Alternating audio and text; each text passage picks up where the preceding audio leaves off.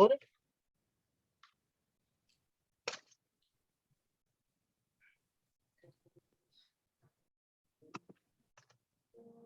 Welcome everybody. Thanks for coming. Come on in.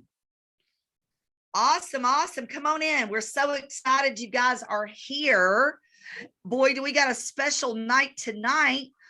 I think we called it one of the OGs of a real estate on tonight. And I say that I'm not really cool when I say it, but like literally when I think of like one of the originals with us is definitely Dale I'm going to have on tonight. And, you know, Dale's not just like an original with Partner Driven. He's been doing this for years. So I'm super excited because I'm going to ask, finally, it is my turn to ask Dale some tough questions instead of him asking me tough questions. So you better be ready, buddy. Because I'm putting me on the spot. That's not fair. I don't have a coach. You are a coach, man. You'll be just fine. I was just going to say, you're your own coach. Yeah, exactly. Well, hey, as everybody's popping on, and we're so glad that you're here tonight. Let's go over some little rules, okay? So don't be this person, the person that keeps their phone unmuted, right? And then like it's got stuff going on in the background. It's just kind of rude, you know? It's also very distracting for me and Dale. So please keep your cameras on if you can. I mean, my goodness, God made us just such beautiful people. Don't be afraid to show that face. Don't be afraid. We're all a little bit different, but it makes it a lot easier. It feels more like a real meeting in person when we can see you guys. So thank you for turning your cameras on. Y'all are all rock stars.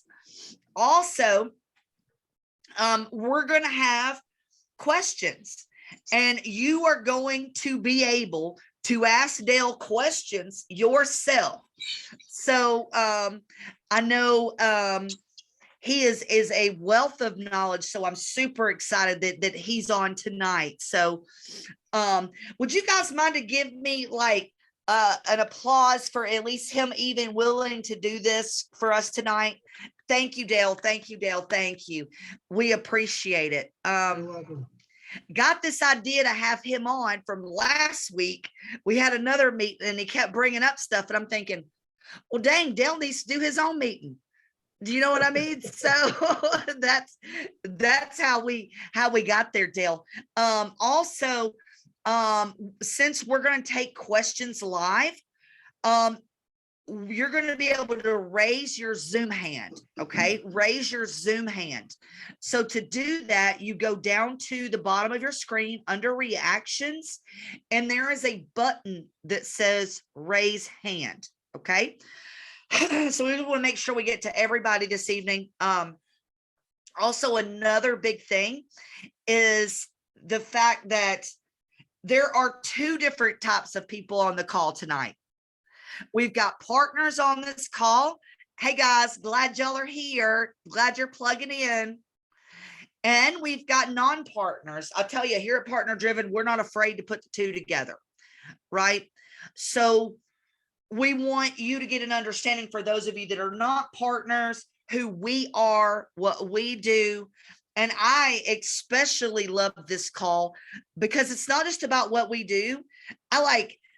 Our partners are the coolest people on the planet, and I think it's neat for you guys to be able to meet them. I may be a little bit partial because I feel like the mother hen of this thing, right? So I'm like, these are the best people on the planet. You should know them. And I really 100% believe that. Oh, and it's nice tonight. You've got a Master Coach Tommy on this evening. He is a master coach here at Partner Driven, who also is an absolute wealth of knowledge. So as your guys are popping in, we're so glad that you are here. Thank you. We're going to get started here in just a minute. right? I don't want to start asking Dell questions without everybody hearing it. Okay. So, I'm going to do something a little bit different. I'm going to take 3 good news tonight. Who don't love good news? I know I love good news, right? So who's got some good news for me this evening? Raise your Zoom hand and I'll bring you on. Go ahead, Graham. All right, then. It's not my Zoom hand. I saw your person hand, but I know it just automatically does that. I don't know why, but it's because Dale's on the call, and he is God Almighty here, by the way. All hail Dale. But anyway,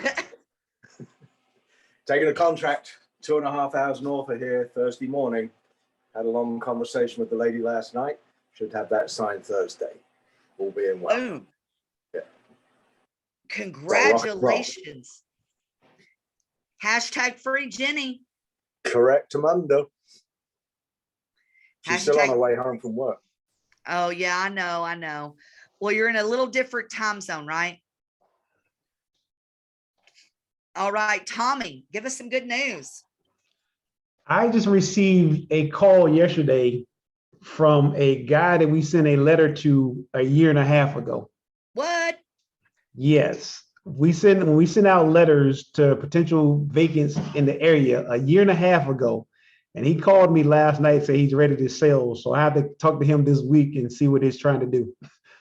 What in the world did this letter look like? This man saved this thing for 1.5 years. I asked the same question. It was just a letter typed up like, hey, we're home buyers interested in buying properties in the area. And we handwritten the address on it.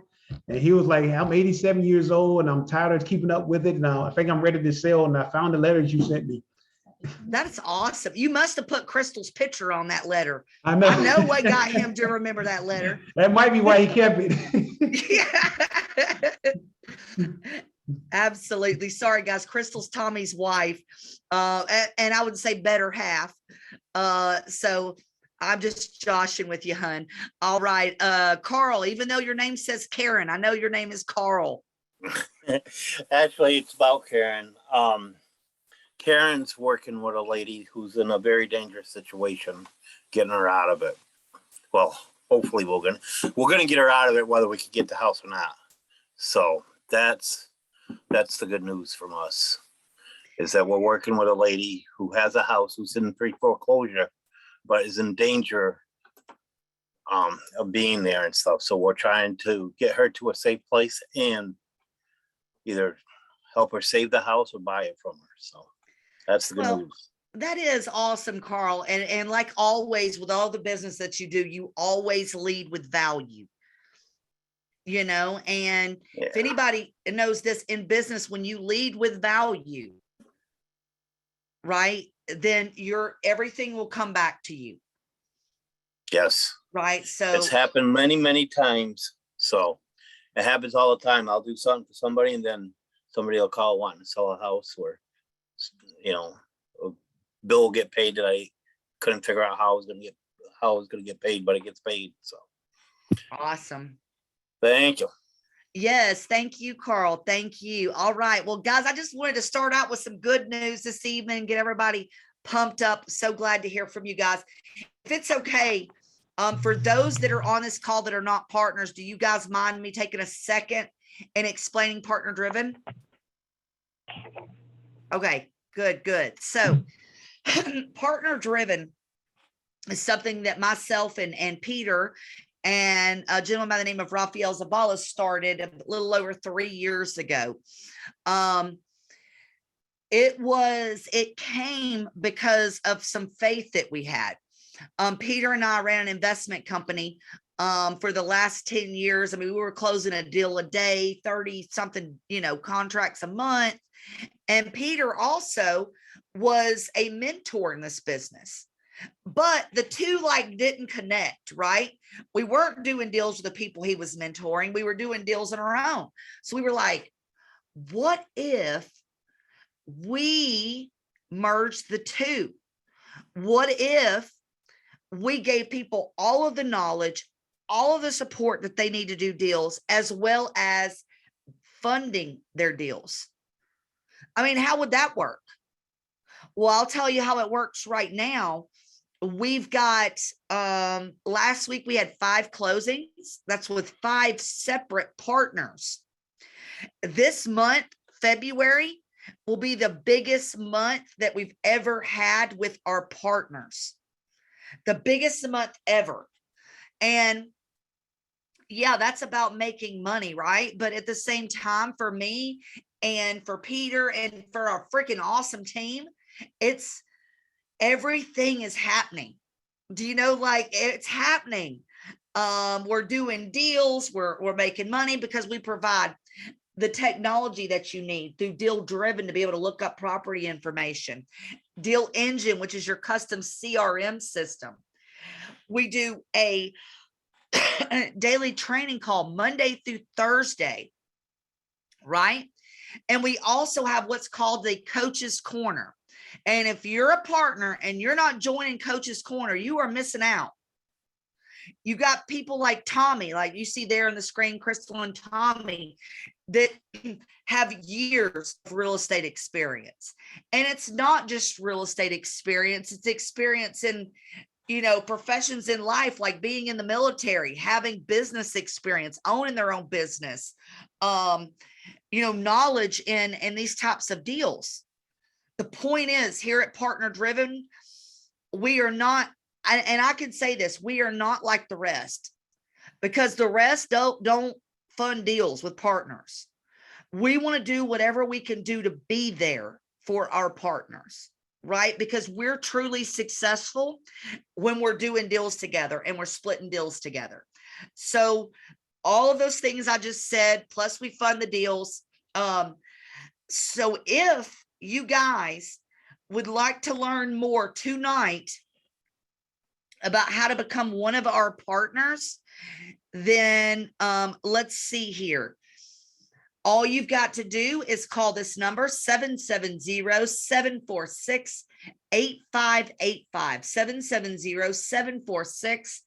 770-746-8585.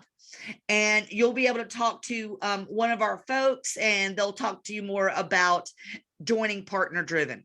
But that's not what tonight is about. That's just the formality that I got to talk about every time I do one of these. Okay. I feel like I know a lot of you, so I'm just going to, you know, talk straight with you. But, you know, really tonight is about, is all about one person in general. And I'll say this, this individual tonight that we're going to be talking to, his name is Dale. He is not one of our partners that have closed the most deals with us.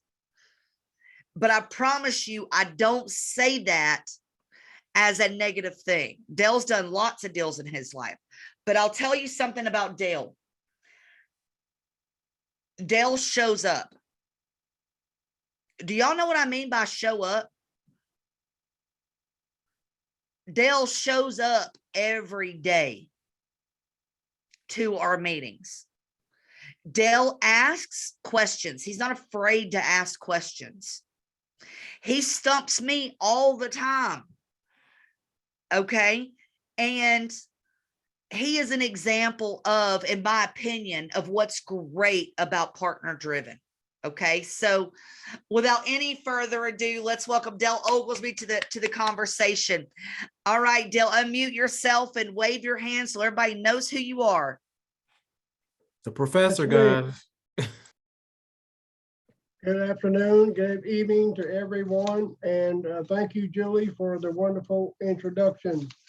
The only thing I can add to that at this time is about Peter's program and Julie and Partner Driven. You guys, me, all of us are in college together. This is a college. They give you what you need to succeed. All you have to do is do your part, pay your part, and the rest is on them. They take care of the rest. And you get paid to do what you're doing here. Where else can you go and go to college and get that kind of return and get paid to do what you do? So that's the wonderful part that I like about it. Going forward here, and what Julie has said, I've been in business owned my own business since 2006. So I got into real estate before that.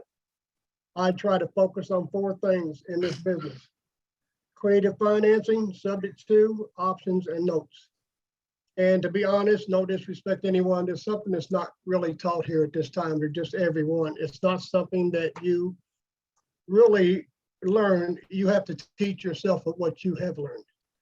So I don't know where we're going to get into this except to just get right into it and understand something about creative financing is something that you're going to do to create a deal that works for you. It works for the buyer, the seller, and everyone involved. It's a contract that you make up between each other just to get a little bit of an understanding. You've got a subject to. I did a subject to 2 years ago. This property is something that was a gift because that's pretty much what it is. Someone gives you their property in return. You may pay their bills. You take over the property. You take care of all the responsibilities. You do the title work. And this property belongs to you, just like any other deal that you would do here. An option, something else that I have done is just what it says. It's an option. A person is renting this property from you until you decide, or they decide they want to exercise their option. Now, these things get into a little bit more detail. I'm sure people are going to have questions about them. I'm just briefly going over this for now. You also have notes of buying and selling notes. They're all contracts. If you get a contract with someone, you're buying a note if you don't go through a bank. You also sell a note when someone buys it from you. So if anyone has any questions on the issues right now, I guess whenever Julie's ready, we can ask questions on that and just go from here and wherever you want to lead to from here, Julie. Well, I'm definitely going to do that, but I'm going to ask you some more questions before we get into it. Okay. So Yeah. Dale, so you decided to get in real estate back in 06. I opened my business in 2006, but I was in real estate before that. Well, for a lot of people that are on this call, Dale, you've been doing this a minute. I mean, you've been doing this longer than I have. Why, like initially in your life, number one, what did you do before you did real estate? Because forget me if I'm wrong, but you do this full time, right? Now I do full time. I don't work at all. So, well, you do work, just not for somebody I else. work around the house, feed the dogs, and that kind of thing. Okay. So what did you do before real estate? Well, I did spend 6 years in the Army. I worked in 2 factories, a total of 45 to 50 years. And that led me over the years. Don't leave me. I have one thing I have to say. I'm not married. I used up my 3 chances all at one time, and that's in the past. So just going forward, I decided I wanted to get in real estate because I got so sick of working. I'm just one of those persons that said, no more for me. I'm done. And I've done a couple of deals. Just to tell you up front, my first deal, I made $8,000 on a property that was on a quick claim deed. And my second deal, if we want to get into detail, I made $271,000. So you have told me that like 3 times. I mean, did y'all hear this man? I think I'll be in the Army and work in 2 factories and then go make $271,000. Dude, you can't drop a bomb like that. So, well, but that was just 2 of the deals that led me to where I'm at today, because it just opened so many other doors. Going to so many meetings and talking to so many different people, it just opened a whole new world of real estate.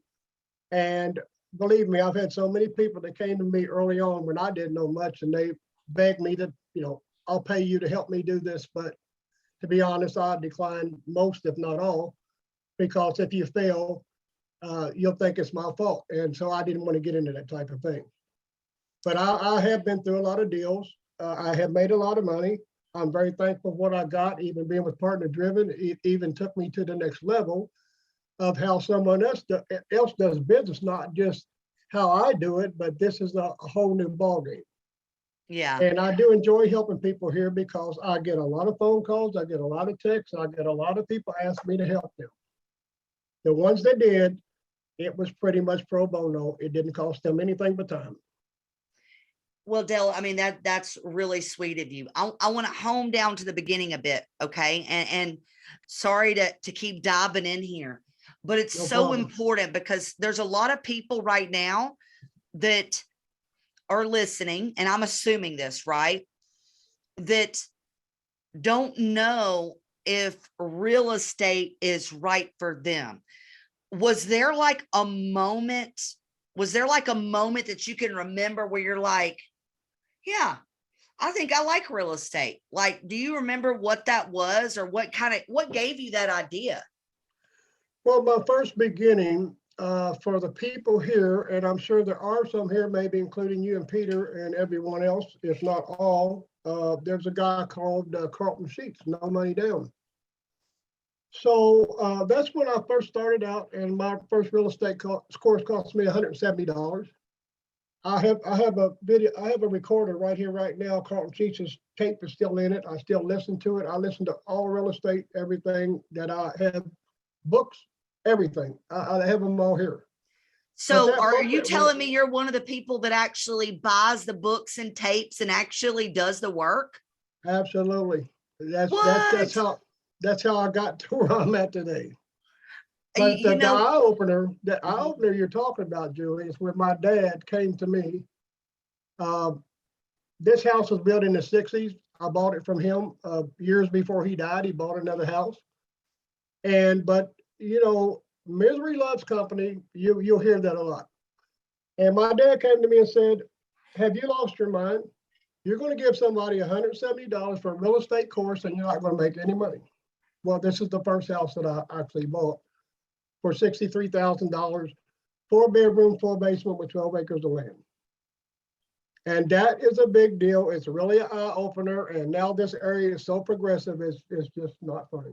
I know, because you've got like, so you bought that 12 acres, which y'all do realize an acre is like 43,000 square foot, and you got 12 of those. Yes, I well, mean, you're like a man, you're like a man in his kingdom there, ain't you? Yeah, let's just make it 300 feet wide by 2,000 feet deep. Yeah. That's awesome, Dale. That's awesome. But you know what's crazy, or what I notice with a lot of people is a lot of us want to do something, right? And you'll buy something, or you'll read, or you'll say you want to do something, but you don't actually follow through with it. Right? Yes. To me, listening to you, like, that was the key to the success, right? Like Carlton Sheets, like, what is it? What are those other books, like Deals on Wheels? He had that book too, on the trailers.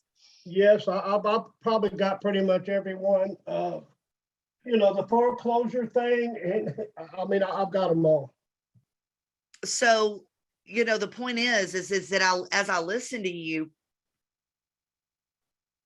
like I said, I mean, you show up, you do the work. I mean, even with Partner Driven, what's funny, guys, is do y'all know that Dale was one of our first 50 clients at Partner Driven? Did you even know that, Dale? Not really, but I think it was Patrice had to remind me one day. I had been here 2 years, and it seemed like yesterday. I had no idea. And, you know, if I do a training call and you're not there, then I'm literally worried that you're sick or something. Like, I kid you not, you've heard the same information over and over again. So whether it's with Partner Driven or whether it's anybody else, I mean, what makes you get up at 9? I mean, get up in the morning and decide to want to get on a training call?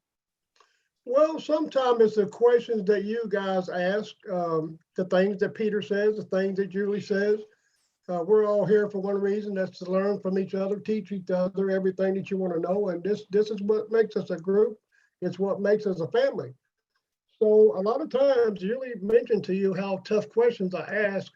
And I ask that for a reason, because it's a challenge to me, not just to ask that question, but to see what kind of answer I get. And some people are seriously a stage fright. They don't know what to say because they have to read the question or listen to it over and over.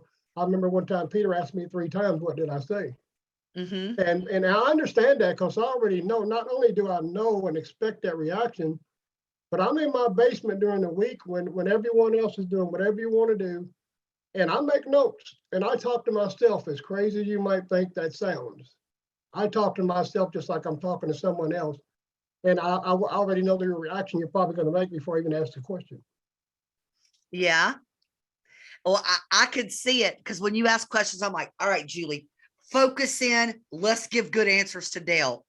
Right. All right. So we've got somebody else on tonight, Barry. I'm actually Barry. If you want to, you got a few questions. I've got some more too. Well, the question I want to ask is just exactly what he said. Dale, how do you come up with those questions that you ask us? I'm It's like, funny. it's funny. It's funny you asked that because that's the same thing Peter said about making a video or a book or something just based on the question that I asked. And like I said, most of it comes from you guys asking questions, or maybe at the end of a show someday, someone didn't get to finish the question. They didn't get to ask the question. They ask it another time. And I write down a lot of things. I make a lot of notes.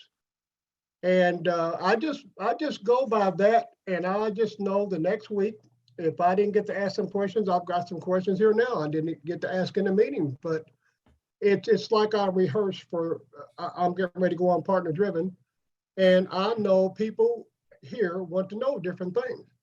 Just like what I'm telling you about the different ways that I do business, even though they're not taught here, doesn't mean you can't learn here. And I mean, I've tried my best to help people in every way that I can, just like most of you guys do. You have people here that are beginners. You have people here that are veterans. Some people here are never going to ask a question. Sometimes I feel it's my responsibility to step up and ask the questions they're never going to ask, even though they can't ask them like I will. Right. Nice. I like that. That's a true partner, right? Want to help, for those who don't want to speak up. I appreciate you every time we get on the call, because I know I call him the professor now because he's got some questions that he have me thinking. And I really appreciate that. It keeps me on my toes. One of the things that I did want to know, and I guess that this is real estate related, but it's really not. Did you ever get somebody to cut your grass for you? Well, I had two people. I think one was Stefan and the other one was you. And right. You guys fly all over the United States, but you never seem to stop here. I've never Yeah. Dale's been trying to get me to cut his grass for 2 years now. And I really, I'm going to make it, Dale. I am. 8 to 12 acres is a lot of grass to cut, but it's just like Partner Driven. Hey, you get in there, get busy, and don't look back. There you go. There you go. I do like the fact that you brought up some of the different types of strategies that you use in your business.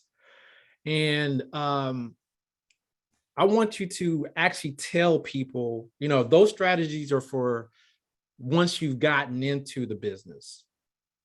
But when you first get into the business, what, in your opinion, is the best exit strategy or the best thing they should do when they get into the business in the beginning? Should it be fix and flip or wholesale? I mean, what is your opinion? Well, I would say that it depends on the deal. Just like anything else, each deal is different, and you have to take a look at that and see what is my best exit strategy. And I've done all of these deals, and I like them all. I'll be completely honest with you. There is really no preference, because like creative financing is just what it says. You make this deal what you want to. I couldn't tell you how many people since the last week or two have either texted me, called me in some kind of way and asked me for a contract for creative financing. But there is none. You can go on the internet, you can go on YouTube, you can print out anything you want to print out, but is it legal in your state? The creative financing is something I'm going to create my own contract. I do business in Indiana, Kentucky. I can call it my title company 150 miles away and tell them I want this contract for creative financing, subject to whatever it happens to be. And I simply send them some notes. My name, the property name, the people that are buying the property, or I'm selling it to, or buying it from. Mhm. They make that contract based on what I tell them I want to do. And I've been doing that for years. That's one thing I appreciate about buying properties in other states and never have to go there. I'm sure everyone here has heard that, and they probably think it's a dream, a fabrication. That can't be possible. Yes, it is very Yeah, possible. it's possible. Yeah. So just on those notes, same way with the option, the same way with the notes, they're all contracts. These subject to, these are things that you do and you create this contract. I want it to be like this. 1-year contract, 2-year contract. Who pays the insurance? What happens if someone stops paying? Okay, for instance, you've heard of someone selling someone a property more than once. Mhm. Well, a mobile home I had talked to Julie about several times. This guy, I financed him for 1 year. The year came up, he couldn't pay for it because he lost his business, he lost some other things. But this is why I do things on contract, because this guy put down $10,000 on a 1987 mobile home. And his mother was working with him to do this. They worked together. So he was paying $600 a month. And I don't think he really knew the first year he was written this with an option. And that's what an option is. He never exercised his option, which means, Dale, I want to exercise my option and I want my $600 a month to go towards, buying the property. Mhm. So that $600 is just paid as a rental. Now, the $10,000 went toward the principal. Now, instead of taking this house back, which I could have done, I go back to my real estate agent, title company, and lawyer all in one building. They write a new contract. This guy put down $10,000 again. This time, he didn't have an interest rate, but he has a 7% interest rate this time. His payment went up $100 a month. Now, this is just by notes. This title company and all that's 10 or 12 miles away from me, but I didn't have to go there to do it. I just had to go there to sign the papers. If he does the same thing this next time, it goes to 8%. It goes up another $100 a month. Mhm. Any of these times you could take that property back. I'm sure you guys know what I'm talking about, the ones that have been there for quite some time. But nevertheless, the attorney put in there, if you're late on a payment, it's a $75 late charge. I didn't ask for that. This is what the attorney put in the contract. The first payment this guy made, he was late. He called me up. He said, I'm sorry. I'm on my way to your house. He bought me $775 in cash. So this is somebody that's serious about buying a home because I'm serious about selling a home. Right. This is just one of the things that you do when you're doing an option. All right. I don't have any more. You want Well- to take questions, or you got more questions, Julie? Oh, I definitely got more questions. I mean, come on. Well, I would like to say this. I mean, Dale, did you close a deal with Partner Driven yet? I closed the deal about, a week ago, last week? Yeah. And I had talked to you about that deal and you said get it for 40 or 45 if you can. Mm-hmm. Well, I got it for actually $20,000 over a 3,900 square foot house. But and when I'm in the car talking to a guy, it was cold. We had to cancel the first meeting and go back. It snowed. It was colder in the house than it was outside. Anyway, Do y'all I ended hear, up hold on a thinking- second. Hold on. Do y'all hear this overachiever over here? I said it's a deal at 40 or 45. And Dale's like, well, I got it for 20. Right. Like, really, dude? Well, I had it at 20. Let's say that. And because this guy, I found out because of Deal Driven only, that he told me, he said, I paid this lady $25,000 for this house in 2010. Well, I said, no, you might have gave someone the money, but you did not give them $25,000 because I showed him on my phone in Partner Driven in 2010, you paid her $15,000. I said, now, did you go see a lawyer or did you close somewhere else? Who did you close with? He said, I went to a bank, gave her a cashier's check. I said, well, she probably put $10,000 in her pocket tax-free and put $15,000 on your paper because that's what it says. Mhm. And so he said, well, I guess she got me. So that led up to another thing that he says, we're talking. I said, well, how much do you want for it? He said, I said, how would you like to double your money? How much money do you think you would have made if you had this in your bank account for that many years? So I'm asking him, would you like to double your money? He says, I don't have to have $30,000. That's what led to $20,000 that he agreed to. Mhm. But in the top of that attic was another 2-3 bedrooms that you can make. The house was that big.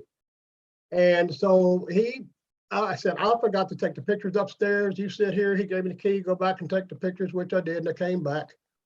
And the next thing you know, he said he called his wife. She said, don't take less than 30. So I said, I didn't want to argue about it. That's a good price. I'm not going to disagree with you. I said, let's submit this and just see what happens. If they accept it, you're good to go. And I met a new real estate agent, believe it or not, to listen to property. That was the biggest problem that I've had, because this guy said he likes to cross the I's and dot the T's. Let's dot the I's and cross the T's. And the thing about that is meeting someone new, and you have to vet them and train them to do what you want to do. Even though Partner Driven sent me an agent, but she didn't answer right away. It probably took 2 days. So in the meantime, I got a hold of this guy, but nevertheless, we got through it. Now, his problem was there was some stuff up in the attic. He seemed determined to have it moved. And I said, sir, it's really not that much stuff. I said, now let me ask you a question. Do you just want this moved, or did the buyer request it be moved? He said, well, the buyer didn't ask me anything. I said, well, then you just leave it there. End of story. Mhm. But we closed, and thank you, Julie, for even your help of even, mentioning, try this, try that, and try to get it for this price. Yeah. Well, Dale, I love it. I want you to talk for a little bit here about something else. Okay. And guys, I promise you guys we'll get to the questions, right? I just want to get to some meat of things, because I know Dale a little bit. At least I think I do. And Dale, I might come up there and cut the grass as long as you got a 0-turn mower. I got a I 0 ain't push turn. mowing no 12 acres, but I might get on that 0 I got a turn. 0 turn. I got 3 tractors, whichever one you want. I got weed eaters. Bring Barry with you. Bring Stephen. Bring the whole team with you. We can all Hey, do it. I'm in Georgia. You're in Kentucky. That ain't that far, man. It ain't Right. that far for me. It's 2022, right? When I see like things online about real estate investing and the next big thing, like you see these ads like Astro flipping, this type of flipping, this type of flipping, and you can automate everything. Yet I do believe that is true, that you can automate some things. But there's one thing that you cannot automate.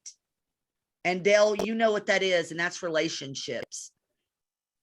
I can automate contracts. I can automate CRMs. I can automate getting my leads in. But what about building relationships is so important? And not just that.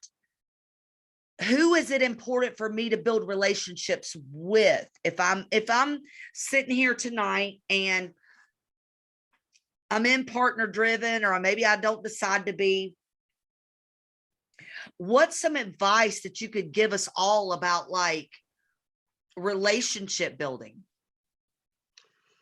Well, to be honest, Julie, I've listened to you and Peter talk enough about failures. And that's something else that I wanted to tell people today is just don't be afraid to fail, because the people teaching you have failed, and you need to learn from that. Why did they fail? And there's various reasons in many different aspects of this business how you can fail. But one of the biggest things I know you can fail at is making friends with the owner, making a good relationship with the people that you're going to be working with, especially title companies, lawyers, whoever it happens to be. You got to bring those people on your team. We've got a team here. We got a great team here. But when you go out here and create a team, when you're going to do this on your own, it's a whole new ball game. There's no Julie. There's no Peter. Well, I could call them up and ask them for some advice, but what you need to know is what you're doing. And if you don't, people can see through you, and they're going to know you don't know what you're talking about. And I'm not going to call any names, but I'm going to give you an incident. Just not long ago, I had someone to call me from Partner Driven, and they wanted to know how to do a deal. Well, you know, this is really crazy and a coincidence because one of the real estate agents called me and they only told me the person's first name, and I knew who it was. But they didn't ever do a deal. Maybe they're not here enough to even learn about what they're doing. You have to work with people. They got to know who you are, what you are, why you're here. How can you help me? And if you can't explain that and show them on paper, the numbers and things are here. You're taught every day by whether it's Barry, Julie, Stephan, Tommy. It doesn't matter who it is. A coach is a coach, and they're here to teach you. But if you are not going to learn, you're not going to learn. And who's in control of that? You. You need to make a good relationship with everyone here that you see next to you, around you, for the rest of your life, because these are people who you're going to depend on. How did you do this? How can I do it? And that's where I learned a long time ago, is by working with people. So that leads me to the seminars that I went through in life. Many seminars, thousands of dollars, that people think you're crazy.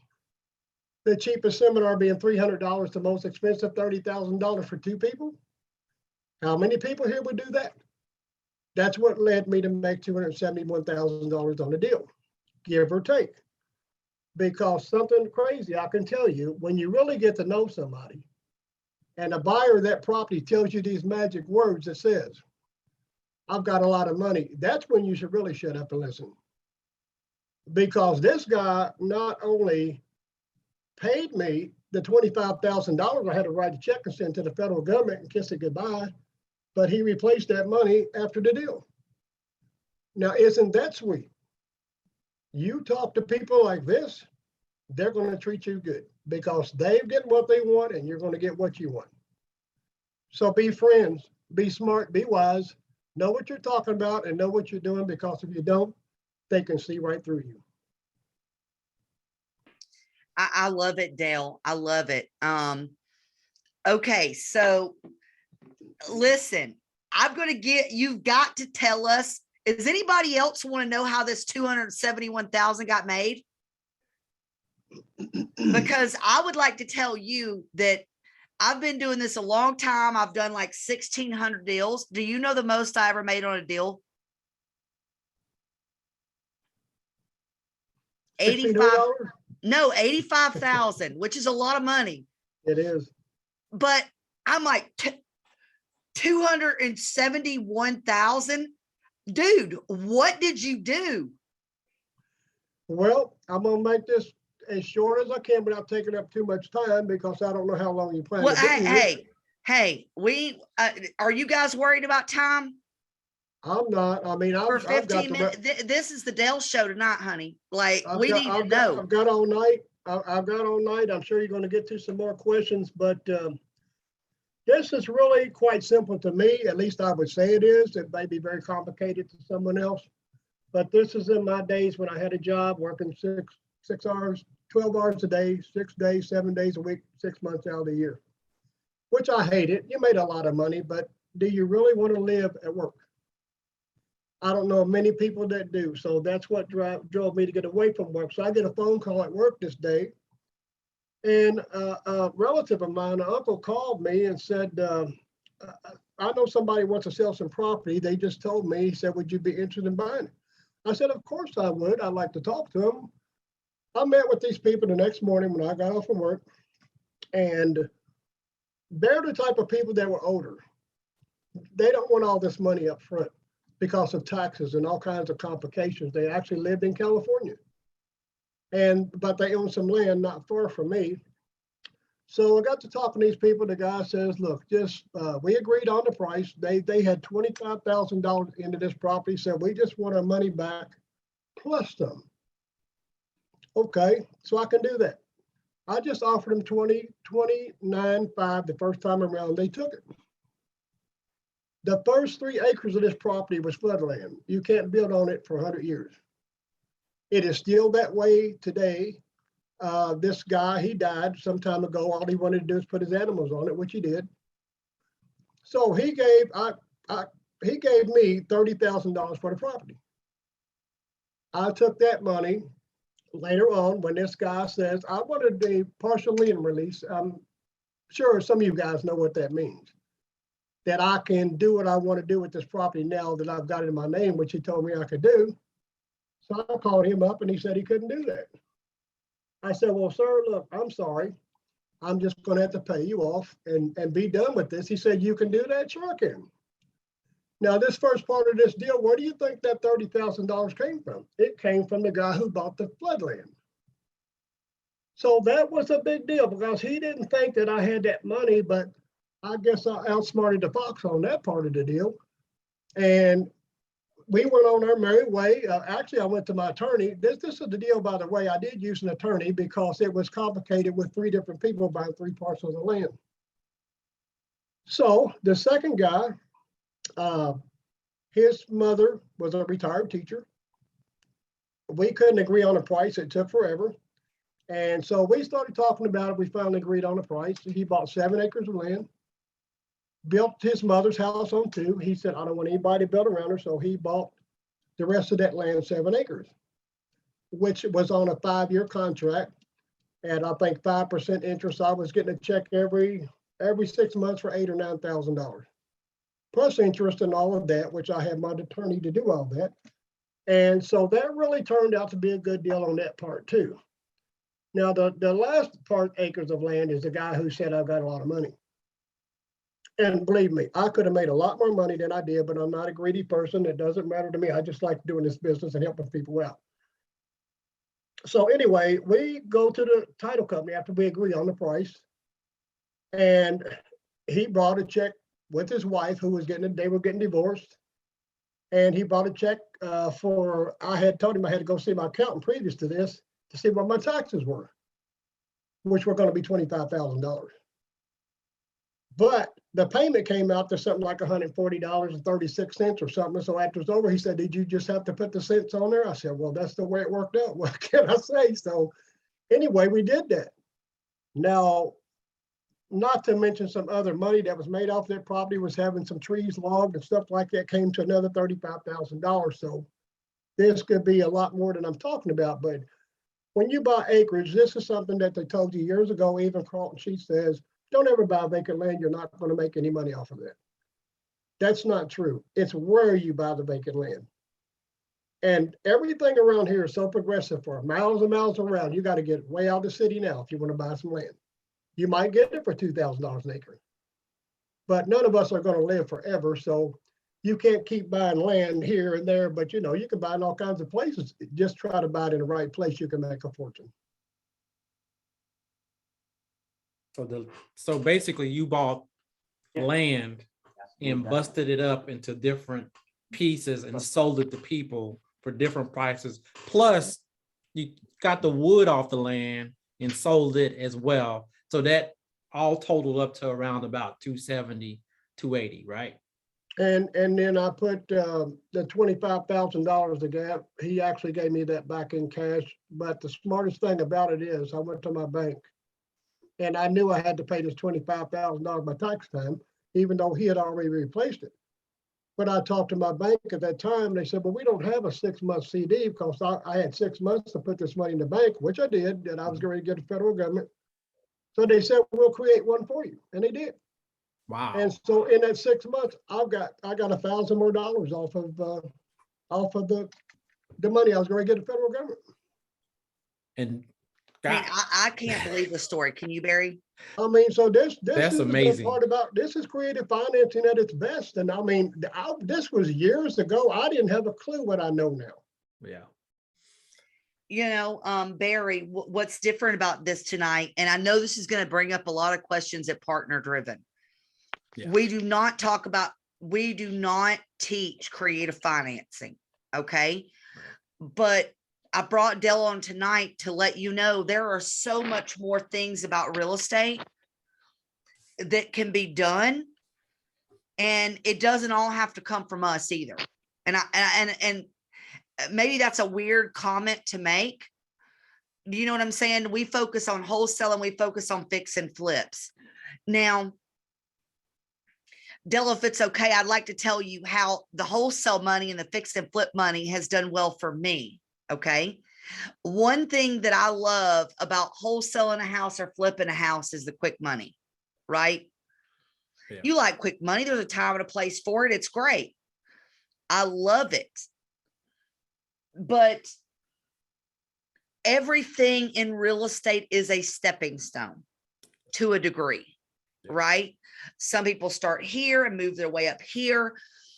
But I think the best way to look at any deal like you do is, how am I going to make the most money? Is it long term? I mean, is it short term? And sometimes, guys, short term money is better than long term money. It just really is, especially if the short term money is the difference in doing a deal or not. So you got to go, like, really go back. In my opinion, the hardest deal anybody will ever do, and it really doesn't matter. And I know you're like, oh yeah, that's nice to say, but it doesn't matter how much money you make. Completing your first deal, what does that do to somebody's mentality? That's your driving force. Yep. Yeah, I mean, it absolutely is. It's definitely your driving force. So, you know, I wanted to bring Dell on tonight to show you guys there's a bunch of different ways to do real estate, right? But the thing that I love about Dell is that at a point in his life, he said, enough's enough. And you know what? It's about Dell now. It's about, I know Dell can do this. And you've done it. You know, and I'm proud to know you, man. Thank you. The And professor. yeah, and I really appreciate, but by the way, Dell is not paid by Partner Driven, okay? I appreciate all the advice and things that you've done for our partners and never ever asked for anything in return. Yeah. That's a kindred spirit, and that's somebody that loves others before themselves, and that's special. Because at this day and age, people aren't like that anymore, man. I mean, they are, but it's not the norm. So I appreciate it. Now, I know this is that, guys, I know you guys have a lot of questions for Dale. Okay. So raise your Zoom hand. Is everybody enjoying tonight? Let me know. Do you guys like this format about bringing different partners on? Because I know I feel silly talking every Tuesday night. Do you know what I mean? What I mean? So I'm glad, you know, you guys are enjoying this. So, all right, let's see. We'll start with questions. And guys, you know, it's only 7:53. We've been on for 53 minutes. Obviously, we'll end the time here. But Dale, you've said this 3 times tonight. People are afraid to ask questions. So you go in and ask the questions that people are afraid to ask, or maybe nervous to ask. Just sometimes in a different way. Yeah. So what advice do you have? This is my last question before we take questions. What advice do you have for people on this call right now that are like, man, I want to ask this question, but I don't know if it's a good question? Well, it's really pretty simple, and I've really thought about this for a long time, like I do so many other things before I answer a question, is know what the question is asking you. So all of you guys, all you women, all you partners, families, whoever you are, whoever you might be, you sometimes in your life, you have got an argument with somebody, whether it be your wife or, you know, your kids or whoever. Are you afraid to say something to them? Are you afraid to speak to your wife? Some of these guys might be. I've been there. So I don't know if you want to challenge that one or not, but the main thing is, if you get into an argument with someone on the street, you're going to speak up, right? So what's the difference here? Nobody's here going to bite you. They're not going to hurt you. They're not going to do anything to you. These are your friends, your family. What is there to be scared of? Everybody's here to help each other. So where's the stage fright? You know, you can call me anytime. Most people here have my number. Hey, I'll speak up for you. Always have, always will. But I want you to do it yourself because you invested your time, you invested your money, and you should get out of this what you came here to get. And you're going to have to speak up to get it sooner or later. Amen. Amen. go. Amen. Love it, Dale. All right. First on the list. Michael Lee. Mhm. Hey, Michael, you can unmute yourself. There you go. Where'd he go? Took his hand down. Oh, I took his hand down. Oh, I was listening to you this morning and you were talking about a new charge that's coming up that has to do with mailing campaigns. And I want you to say that again because I missed your explanation. I could have it in May or something. So, Uh, Michael, we'll address that tomorrow. I'm not even sure we're talking about, but let's have the questions relate to Dale. Well, it does because he asked that. He asked that question, well, but I think he got it, but I didn't.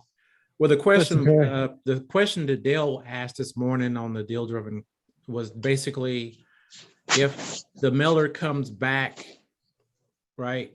Right, I heard Is there that. is there a charge, or do you get a refund for your credits? Yeah, you said there's once it's processed, you spent the money. Right. Once you do the process, the mailers go out. So wherever how many credits you utilized, that goes out. If something comes back to you, right, You return. get charged for it. Right, Yeah. you still get charged, yeah. Yes.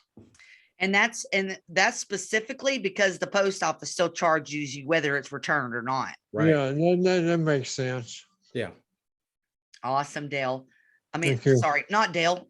Awesome, Michael. Thank you very much. All right. You got Thank you. sir, you got Carl. Good evening. Thank you, Dale. I don't know, I've gotten a lot of help out of you. I mean, when I first started, we had a deal that we were working on. I went on Facebook and asked the question, and you walked me through it and helped me with the numbers and everything like that. Because the guy wanted an answer like right then and there. So every time I've asked you for help, you've helped. Any question I've asked you, you answered. You're always commenting on the stuff that we're putting on Facebook and stuff like that. And I appreciate the support, and kind of what you were saying about, I was talking to somebody tonight about this because I've had a few people call me and that's, ask questions and everything. And, I get them answers and everything, and then they don't do it, and I was talking, somebody before the call about it and everything like that. And I know I got to stop being such a, I don't know. I gotta be, I just gotta be me and realize that some I can help and some I can't. And that's part of what you were saying. And that brings it back to why it's so important for everybody to be willing to help everybody, for everybody to ask questions. Don't be afraid. I mean, the only stupid question that's ever been asked, the one that wasn't asked. I was told that a long time ago. The only stupid question is the one you're not asking. And I've asked a lot of, I asked Bob a lot of stupid questions. I'll get on the coach call in the morning. I'll just start asking questions. He laughs at me a lot of times because some of the questions I figure out on my own as I'm talking about them, so, but just what you were saying about the creative financing and stuff like that. And I'm glad you brought that up because Karen's going through some health issues and everything. So, money's going to get real tight, and I'm trying to figure out a different way to bring in some extra money and everything like that. And I forgot all about the rent to own and all and all that stuff. So I will be contacting you because I need to ask more questions about that. But You that's got my thanks. information, right? No, I'll message you on Facebook to get it. Okay. All right, Like, thank Dale, you. I love you, but do not put your number out, honey. It's been That's out why there I for- said what I It's been said. out there for about a year. Yeah, don't put it on the chat, okay? Oh, sure, yeah. Yeah. I mean, you can do what you want to, but we love you. Yeah. No, I'm okay. I don't want to break any rules, but I've helped a lot of people. That's why we're all here. Break any rules. You're like the master rule breaker, man. Right. That's how you got to where you are right now. Well, Julie, I do want to say one thing about what Carl just brought up, and because sometimes when like someone else is speaking and you listen, and it just kind of opens up a new subject. So Barry and Julie, coaches, Peter, when we're on here, maybe sometime that you can just pick people out at random in a meeting and ask just one question or 5 questions in that meeting. Just have somebody do. Your assignment today is ask a question. That's a good concept. Mhm. Yeah. It's worth a try. Yeah. Okay. I'll try it next Tuesday. Okay, I've got a question for you. The first one, I don't know what soliloquy is, but Oh, soliloquy. When I say I don't want to hear no soliloquies on my calls. Well, you ask that one, I'll tell you what it means, okay? I tried to look it up, but I can't even spell it. Spell Sorry. it. All right, Mr. Burgess. I know. I can't wait to hear what this good-looking young man has to say. Hey, how's it going, guys? Hey, you look like one of the Jonas Brothers, brother. I'm a relatively new partner, too partner driven, not necessarily new to real estate, been doing that for a couple of years on the flip side, and wholesales. I had a question for you guys about VAs and where you go to find virtual assistants. So I've gotten to the point where I have everything set up and pulling lists into the deal engine. And I got, some money I can spend on marketing. So I just wanted to see what your guys' opinion on hiring VAs are, if you have an opinion on where you get them. And that was about it, but I'm real excited to get started. I think that's a question for Julie or Barry. Well, Gotcha. Julie. well, y'all like Julie. Well, Micah, I'm gonna tell you, you should join PD Maxx, honey. That's why I knew you was gonna say that. That's why I said Where do it. I get more info on that? Talking to it. Yeah, so you can ask anybody to get my number. I'm not gonna put it out here tonight. Yep. But either way, I'll hook you up with some good VA companies, because Okay. you really and I really want to answer this question. So when you're looking for VAs, Yep. VAs is a virtual assistant, guys. So that is somebody that is virtual that works for you. Okay. So when you're looking for a VA, you want to know exactly what you're looking for. Are you looking for somebody to do like administrative tasks, or are you looking for somebody to make calls for you? Right? Yeah, mostly the latter. I just need, a first contact before my acquisitions guy. Gotcha.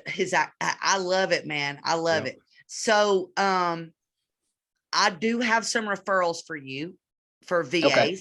So Awesome. get in touch with me. I'm not gonna necessarily put it out there. Yeah, But no you- worries. Who do I reach out to get your info? If you look in the chat, Yep. um, You want to send him your phone number, Julie? You want to send him your personal phone number? yeah, Micah, I'll do that. Let me figure out how I'll to send it to him. I'll find it, Julie. I'll send it to him. Okay. Awesome. I got Awesome. it. Thank you. Yeah, and I'll Yep. help you out because, honey, I've been through like every VA company you could possibly Yeah. go to, as well as hiring local.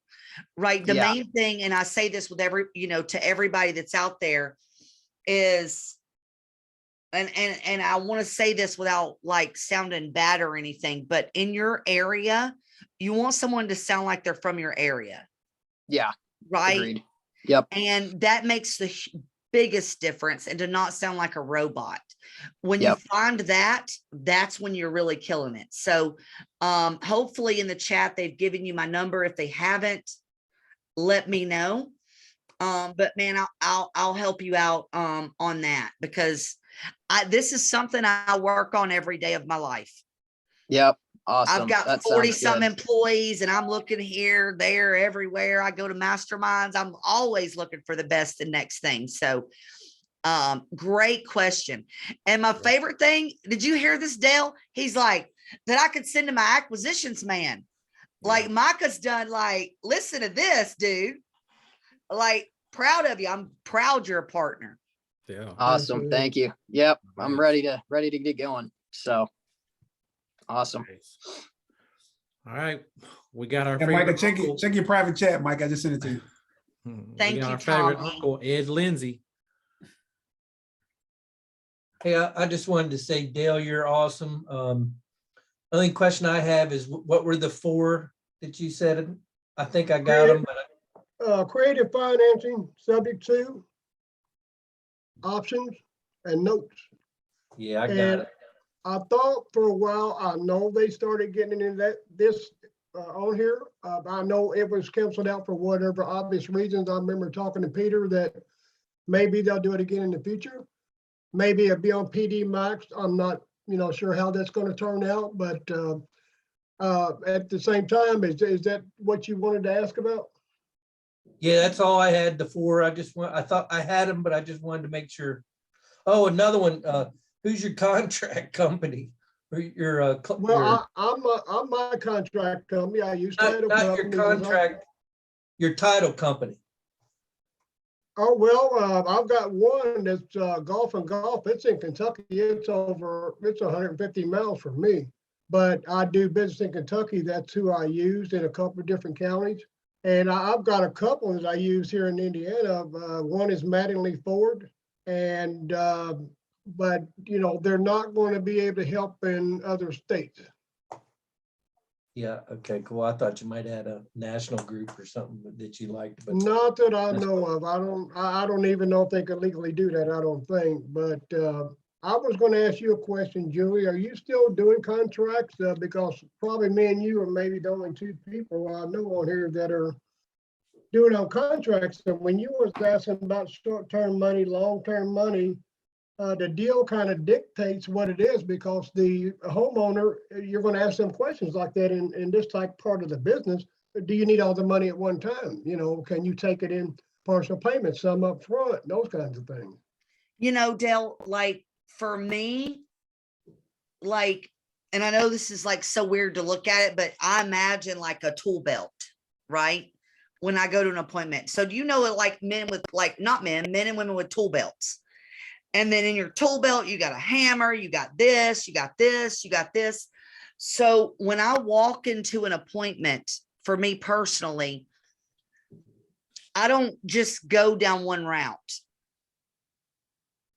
I want to hear what the seller needs. Just like Carl mentioned earlier, I want to make it a win-win for somebody, because I know in life, from my background, and just because I know this is, how life is, when I lead with value, then I'll always win. So when I go to an appointment, I want to know what's the best scenario. The best scenario may not be a cash offer. Like I'll give you an example. My house in Louisiana, I'm fixing to move to. That's a creative financing deal. And that simply came because my husband's family's from Louisiana. And in 2 days, I bought that house because I wanted it. You know what I mean? So I was able to fill up offers with people. The cabin I'm building in North Georgia, the land I bought owner finance. But here's the biggest kicker. with the cabin that I'm building, I've paid for that cabin in cash. Now, I know you all are looking at me like, I know other people's money matters. It definitely does. This is my legacy place. Y'all know what I'm talking about? Like a legacy place. Like this is my grandkids, my kids, Hand down to the family. my husband's built it with his bare hands off the trees we cut down on that property. That property was built with finances that I gained through wholesaling. So like, I literally remember closing a wholesale deal, making 15,000 and goes, there's my lumber package right there. You know what I mean? I closed another deal, made 5,000 and said, there's my chandelier. So I think it's important to have all of those things, right? But I don't even know. I feel like I'm getting off on a tangent because now I'm like, well, I don't even know where I'm at now. Oh, you're But good. I think it's important to understand all strategies, but when you're starting out, you really want to get one particular strategy down and own it. Because if you get into this business and try to learn 10 different things, what's that old saying? I'll be the something and a master of others. What is that? Jack of all trades, master of none. Yeah. Yes. And you don't want to do that. You know, I did probably 600 wholesale deals before I did anything else. I'm sorry. It just took me a little bit longer to learn, you know? So really, if I had any advice for anybody tonight, like Dale's giving you guys so much information, but you've got to really understand one strategy. And guys, it all goes back to being direct to seller. Yep. Because Dale was able to do all these deals that he's done because he built a relationship with the seller, understood their needs, and was able to move forward. And no matter if Dale and I never talk again, he's never going to need anybody else ever because he knows that. I mean, wouldn't you agree, Dale? I would agree to that, Julie. And I would certainly like to add something to it, and that is for people to keep your mind focused on what you're doing and learn all you can from partner driven, because those are the tools you're going to need going forward if you ever plan to quit your job or have your own business. And this right here is something that I keep all the time. They're unused, but all these here are checks. They come from my banks, creditors, 12 months interest-free. 15 months interest-free. I can just write a check. I don't have to call anybody. If I just need some money to buy a house, cash or whatever, I can do that as long as I do what I do in 12 to 15 months. Build your credit, because that's the most important part that you can do going forward. You're going to need credit if you ever plan to go on your own. For the people who don't have credit, open up an account. Start paying your bills, pay them on time. When you pay that off, do another one, do another one. That's how I got these, from paying off bills, and they see what you do. I just had a bank call me yesterday, said, is there any way that we can help you get money for your business? I said, I'll get back to you. It's been 2 days. I haven't even called them back. They're like, Dale, borrow some money for me. There'll be 25% interest. Probably not for Dale. No, for the person borrowing it from Dale. Yeah. Yeah. Oh, yeah, nothing wrong with that. But I totally agree, having access to that, you know, but that's the beautiful thing about partner driven. If you do not have those finances or can fund a deal, because even getting a hard money loan, putting 20% down, I mean, that could be hard to do. That is, I mean, you're so right. And I did probably mention that and wanted to mention that your building blocks are right here with Peter and Julie and partner driven. That's where you start. You don't need any money or very little to do the things that you're going to be doing. And that's right now just paying for the membership that you got into. And as long as you want to be here, I can see where you can make a lot of money. Going on your own is a different story. Right. Absolutely. Thank you, Dale. Well, we got awesome Victor that has a question for you. Hello, good evening. Good evening. Yes, I have a question. I'm working with a deal that I just finished a conversation with a seller a few minutes ago. Here's the information about the deal. They call me because he's an old man. It's a 3-family house. He's living by himself at the house. The house is a little distressed. And his wife passed away a few months back, and they want to sell. So the thing is this: his daughter have the right of any signature that he had to do. She called me and she says that they want to sell, but they think that they probably had to go to probate because one of the transactions that they did in the past, the property was bought. They bought the property from with his father and the daughter first, and then they transferred the information to the portion of the daughter was transferred to the mother, and then the mother transferred the information back to her daughter a year later. But something happened during that last transaction, and now that the mother died, they talked with a lawyer and they think that they have to go to probate. So I was talking one of the precautions today, and he told me that probably they don't have to go to probate if the father is still alive, which is the case. But the thing is, when I just finished the conversation with them, I told them that information. They mentioned that there's a possibility. However, the lawyer told them that because the process was done, and they use the following expression, they say, was not done under the survival or something, survival state or something like that, or survival conditions, or survival rule. So I don't know what that means. And I want to know if you can let me know if a probate is definitely an option for them, or if there is a way that we can, you know what I mean? I don't really do a lot of probates, but I can tell you this much, that first of all, you do need to make sure if it's in probate or not, and that's by talking to the attorney, and you can actually get a contract signed now and basically deal with it later.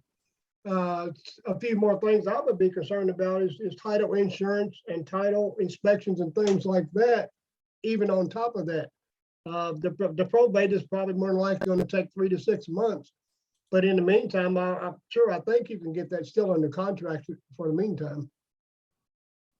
Okay, so they also want me to know if we can help them for the process of the probate, if that's the case. So can we do something with them with that?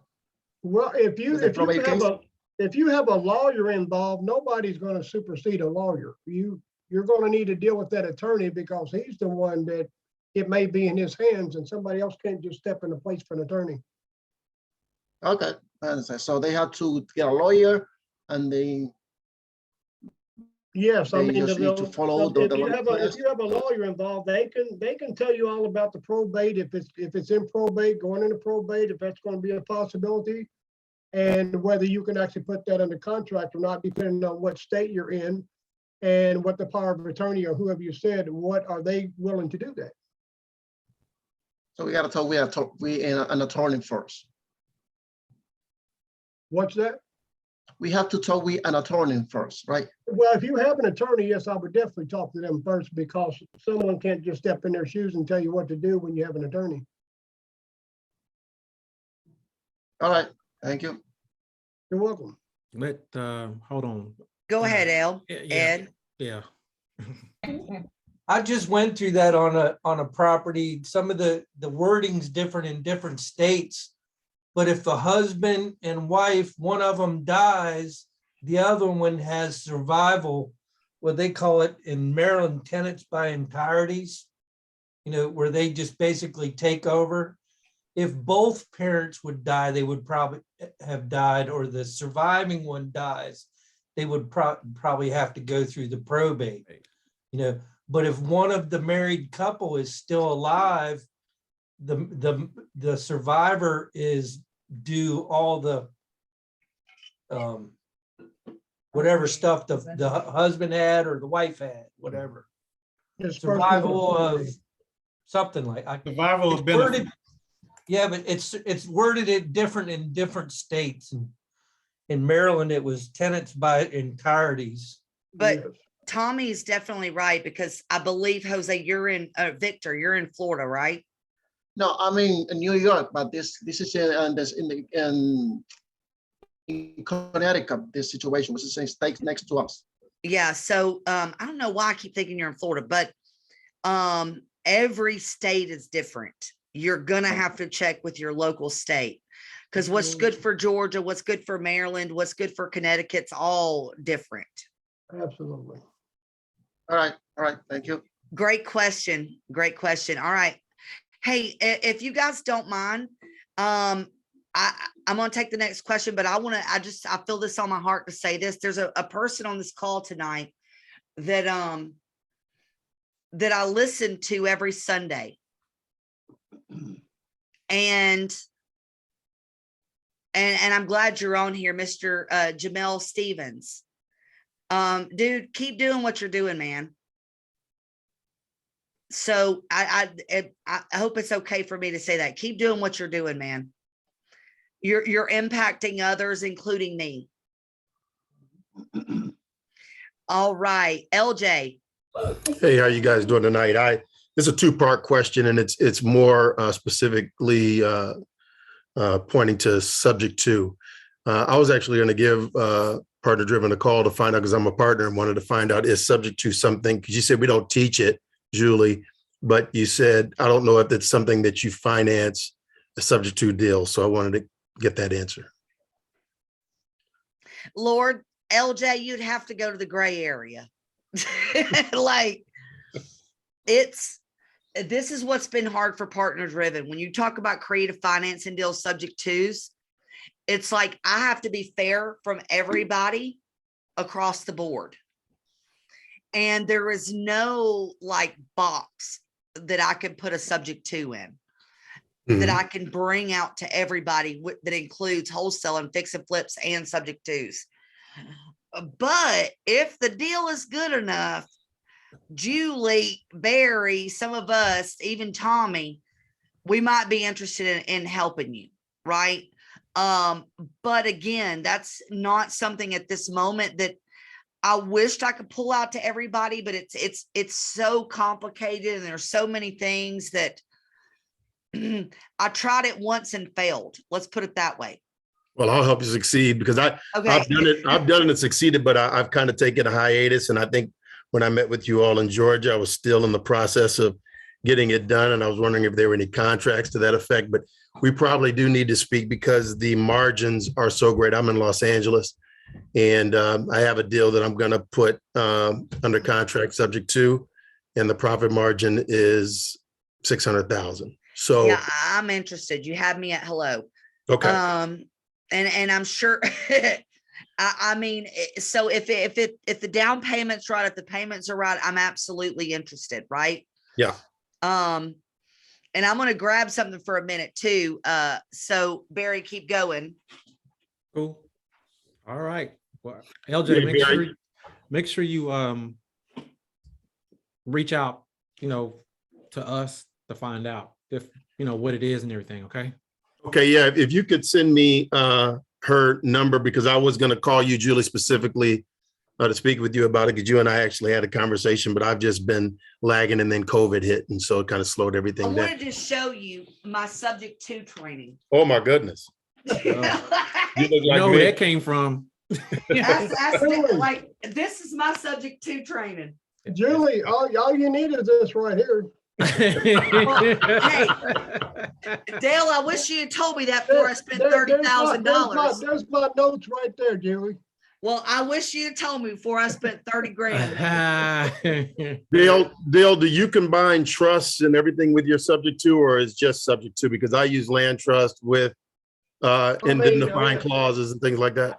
I don't, basically I write my own contracts. I send them to my title company, just like we've been talking about, whatever state you're in, Kentucky, Indiana, whatever state you live in. California. And you let those people write your contract for you, and you'll be legal, compliant, and won't find yourself in a lot of trouble. Absolutely. And LJ, if it's a good deal, I'll hook you up with Seth in California, who, by the way, already has all these contracts. And That's heck, perfect. Barry, Mhm.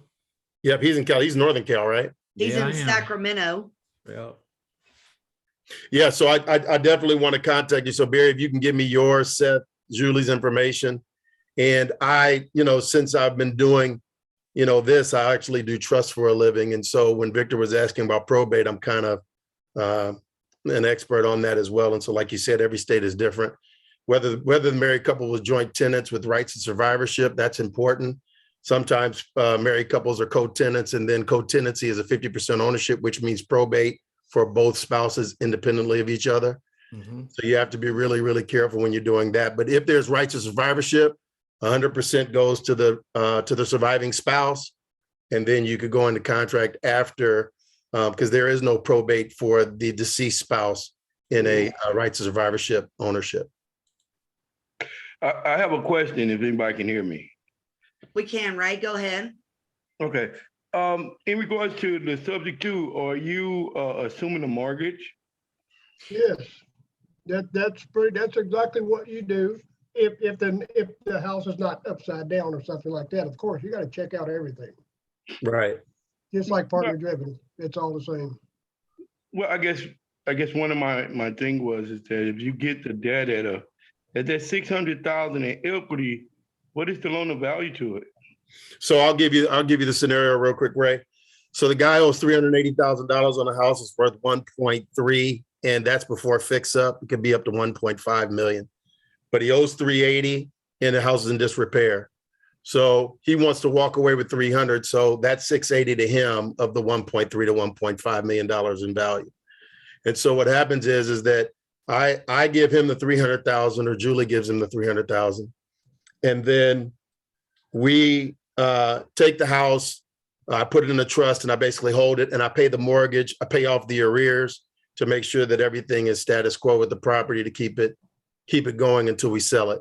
Once we get the property rehabilitated or renovated, put it up for sale, and the profit is there because the comps in there is 1.1. It's just the guy doesn't have any money to bring it up to snub. He's been there 40 years and he just wants out. Well, you've got me intrigued, dude. So what's the repairs? Well, that's what I got to do. I have an inspector that was going to go. He asked me to hold off because of the Super Bowl. So I have an inspector that's going to be checking roof, foundation, electrical, everything. Only because you don't have a subject to there. You've got a good fix and flip where we could just cash it out completely. Yeah. I wouldn't even do a sub 2 on that deal. No. Okay. Yeah. Well, what I want to do is talk to you privately, because I'll tell you my mentality behind it. I don't want to share with everybody because I don't want to waste everybody's time. But definitely it's something we'll talk about. And I have tons of opportunities that fit that criteria, even more profit, because California is just crazy right now. Yeah. Always crazy. Always crazy. Hey, I'm from Georgia, so whenever you tell me California, I think all y'all are crazy. I'm just kidding. I'm really joking. Oh, there's no question. But Ray, it's an art, and you have to kind of know what you're doing. Like Dale was saying, I'd love to pick Dale's brain because he's done it more recently than I did it before 2008, and I haven't really been active. This is my first. It was the first person I contacted for. He's in foreclosure as well. I forgot to say that. The guy is losing his property, so he has a need to get up off of it pretty quick. I can say this is that is actually things that we do all the time. I mean, I'm an investment lender, so we lend the money for a lot of these. It's basically asset restructuring. So if you actually is able to assume the mortgage, most of the mortgage companies are allowing you to be able to subordinate a whole lot of the past due debt to the point where you would get it down to the original price. And you can, at that point, I mean, you had 300,000, but he wants 300,000. So you had 680. 680, that's about 50% loan to value to the numbers you said. So 1.3, yeah, it's exactly 7. Oh, it's at, yeah, 650 is the 50% point. With something like that, I mean, that is a fairly easy scenario because you can get the bank to reduce probably about 30% of that expense. You'd probably be down about 280 or some crap. Well, why don't you chat me your number private, and I'll do that too. But I definitely wanted to find out after hearing Dale talk about subject 2, that piqued my interest because that's my forte. Right. And mostly dealing with distressed properties, especially those that are getting ready to go to courthouse steps, and there's a million of them here. So I don't know what your time frame is on that, but some banks are very reluctant, depending on how much equity you have in a property, to call a loan due and payable immediately. no under doubt. those circumstances. right, I'm not worried about the acceleration clause because once I take over the note and I send them that I'm the trustee for it, I make sure the arrears are paid. I keep everything up to snuff. So after that's done, they don't have any recourse. It's basically anybody, as long as they get their money, the bank's happy. Man, right. you ain't You're never gonna worry absolutely about right. accelerated That's it. mortgage. You know, actually, the banks right now, you can call the bank. They have this system where it's set in for a loan modification. And on the box, it's a box on there if you want to transfer your note. That's on that document for the modification.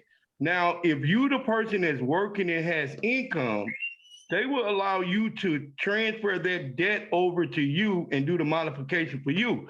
The reason these people is not getting modifications because either they're not working or they're not even considering the modification.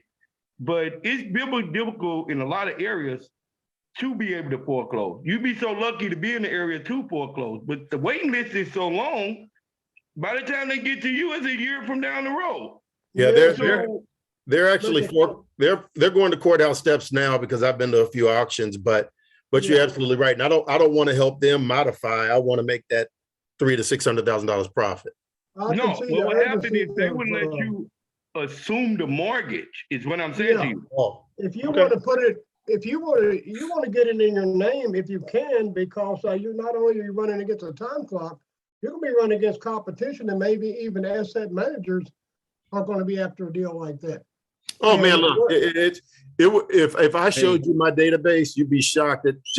It's like low hanging fruit. It's just there. It's just a matter of I finding it. suggest LJ and Dale, you guys get together. LJ, I put my number in the chat for a good. private DM because guys, I love it. I love it. I want to make sure we're valuing everybody's time tonight. So, because believe me, I love getting on tangents, right? But I love it, but I get in trouble for that. Not you, Julie. Soliloquies, guys. Yeah, Barry Don't get on and my Tommy, call. both of them are looking at me like, Julie. So, well, I don't see any more hand raises for this evening. Can you hear me? I can't raise my hand. My phone doesn't allow it. But do you? I just have one last thing. I want to know: are we allowed to partner in with deals with other partner-driven partners? If I should happen to have a nice deal in California, Are you allowed? How in the hell would anybody know? I know, but I had to. I know. Ask, I'm joking with you. I'm just saying, like, I can't like tell you can't do something. No, I know. I just wanted to utilize the people on the phone really useful. Partner driven is this. It's partners helping partners. Yep. If you guys are doing deals, of course, at partner driven, we want to make money. I mean, come on, I'm in business for a reason. But the more of you that are successful, the happier I am, the happier Barry is, the happier Tommy is. But respect others' times. And I know you will, Ray. That's all I'm saying. Okay, that's good enough. All right. Can I piggyback real quick on that before we go? Oh, please go ahead, Barry. So when you do that, guys, make sure that although we're partners, make sure you treat each one fairly. Mm-hmm. Right? Because what happens is if somebody does another one wrong, guess who gets to hear about it? Me, Tommy. I try to keep that stuff away from Julie, but it happens. And that's not a good look. So make sure if you're going to do it, be fair and equitable. Make sure that you guys have the numbers down, how you're going to split the money and all that. And business is business. That means no soliloquy. No soliloquies. Make sure you got it written down. Right? I just want to make sure that because it does happen.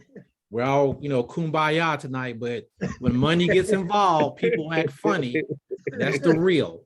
And I just want to make sure you understand that, okay? But it's great that we can partner with each other and help each other. That's what it's all about.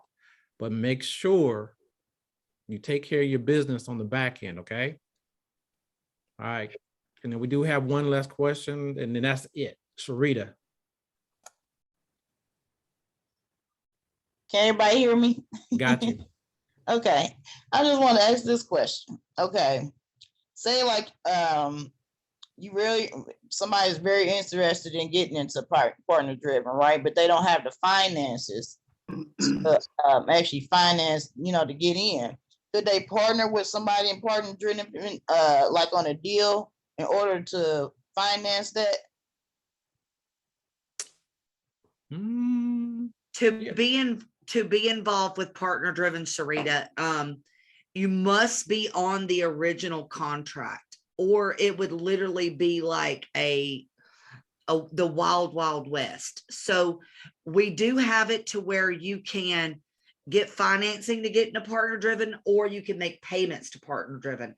Right. I would say the best thing for you to do is talk to one of our sales associates and talk to them. It's not that we don't want you, girl. I love to have you in, but I had to put a line in the sand somewhere, right? Because our support and the employees that we have.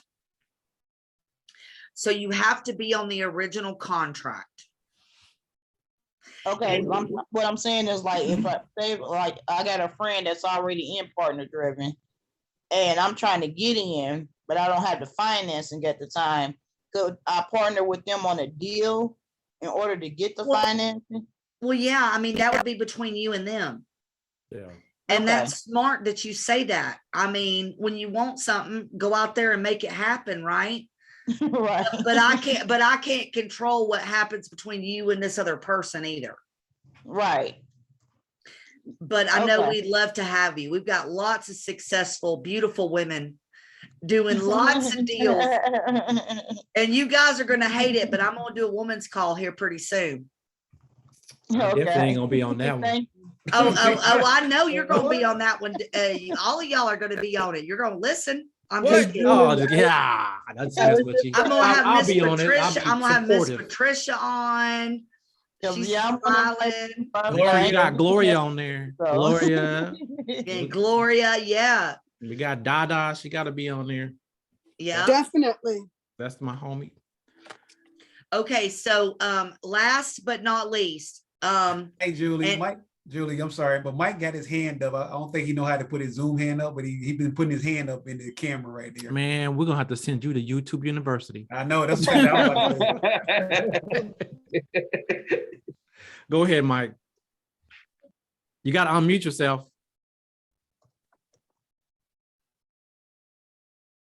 Where'd he go? He disappeared. He done knocked himself out the box. There he is over in the corner. You know how to unmute yourself, Mike? I can't read lips now. he working on it. Yeah, it's down there in the lower left. I got him. You can't unmute him. No, the host should be. Is he on the computer? There you know. go. Oh, there you go. Push that button again. You just pushed. No, one more time. The little microphone. There you go. Hey, right. Are you press the space bar? Apple product. Okay. No, because we can't understand a word you're saying.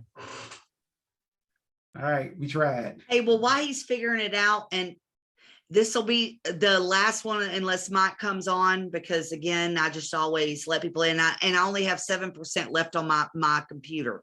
But I've got to hear from Jamil, one of our newest PD Max clients. Jamil, go ahead. How's it going, Julie? Everyone, how are you? What's up, Jamil? How's it going? We're gonna talk tomorrow, and I might end up bugging you for a few silly questions. No problem, sir. So I hope you don't mind. Nope. I just gotta marinate the whole thing about keeping the morning meetings on calls. You can just break it down tomorrow for me. That's all. Other than that, I know I'm in good hands. Yes, sir. Yes, sir. Thank No you. doubt. That's all. That's all. Thank you so much, Dale, Julie, all the, all the team I connect with. Very, very positive, like you're dealing with the family You're members. welcome. Thank Yeah, you. you're, I salute yeah, you guys. Thank you. you're Thank welcome. you. Thank you, Julie. Thank you guys. Thank you. Yeah. Thank you. Well, That's it. I would like to put this in the environment or put this in the world right now is you just heard from the next Thank you. big success in real estate. I promise you that. I know this guy. I mean, I know he's going to do big things. So I can't wait, man. And Thank you. Dale, listen, this is the sign off thing. Okay. Here's my last question. Dale, if you have any advice for anybody that wants to do this business, what would it be? Well, you started in the right place and you've got all the tools here that you need to do whatever you want to do, even on a small scale. There's only one thing stopping you, and that's you. That's true. That is so true. Amen. Amen. All right, Barry, you got anything before we sign off tonight? No, I would be remiss if we didn't let Mike say what he had to say. He finally got it unmuted. Oh, thank you very much. I was just asking quickly, and I just joined it, partly. So the question was on subject to, and so on. And you said that, well, you can buy or sell on subject to, the buyer takes over the property, but the seller retains the mortgage. That is okay. The question is, how can you do that without informing the bank about it? You said that, you don't have to. You've got two different options here. I don't know if it's LJ, whoever said that, the bank doesn't care. They just want their money. And if there's not a lot of equity in it, they're not going to care. In certain circumstances, you might want to ask the bank to protect yourself in case there is equity. I've only done that one time in life, and that's the last subject to I've done. Now, as far as the subject to, the deed goes in your name, the mortgage stays in the name of the people who own the mortgage. And that protects you. If anything goes wrong, it goes on their credit, not yours, and you still own the house. But the thing is, and also to answer your question, Mike, once you sell the property, the previous notice paid off. Yes, So, and you don't have to go back to those owners to get them to sign anything because you already own it. correct. That is correct. But before selling this and all those things, we are talking about the existing mortgage, unpaid balance and all. But we do not know at this point the liens attached to it and the priority of the liens. Yeah, well, here's the thing. You have to do your diligence. If you don't know liens, you have to know everything associated with the financial position of that property. All liens, judgments, tax liens, anything that. Title search, title insurance. That's right. Don't forget it. Don't live without it. Oh yeah, the title search is your best friend. If you don't have it, you don't buy anything unless you know everything dealing with that property. So who pays for these liens if there are, like so many liens? Can I interject real quick? Because I can see this is going to go somewhere where we don't have enough time for this. So Mike, you can ask next time. reach out to Dale, reach out to LJ, because we're getting into soliloquy territory. So I appreciate it. LJ, what number can I reach you at, LJ? You muted yourself, LJ. Go ahead and direct message him before I hang up. Okay, I just told him I'm going to call him. He sent me his number. I'm going to call him as soon as we get off. I'll answer. Okay, yeah, do it that way. Thank you very much. All right. Yep. So we're good, right? Yeah, Barry. Good seeing both you and Julie again, and nice meeting everybody here. Oh, yes. Thank you. And guys, thank you, Dale, so much for being on tonight. I really appreciate it. It was a good call. Happy Tuesday, everybody. And have a wonderful night. Sleep well. And tomorrow's going to be a beautiful day. Bye-bye. Bye-bye.